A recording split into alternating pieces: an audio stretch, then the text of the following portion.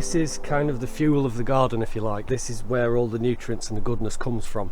So basically all the waste material from the garden goes into these bins, and it's mixed up green, brown, nitrogen, carbon, and it heats up, and all the little microbes get in there, and they kind of mulch it all down, and then eventually the worms come in, and in about, say, 3 months you can kind of get to that in about 3 months from raw material. That's spread over the garden and on the beds, and the worms basically come up from underneath and they take it down, and they'll actually dig it into the compost for us.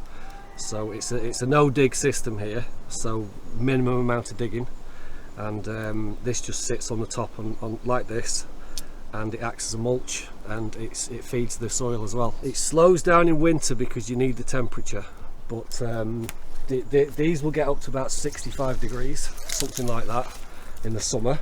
So I just use these bars to monitor the temperature. I mean, you can't actually keep your hand on that, it's so hot at the minute.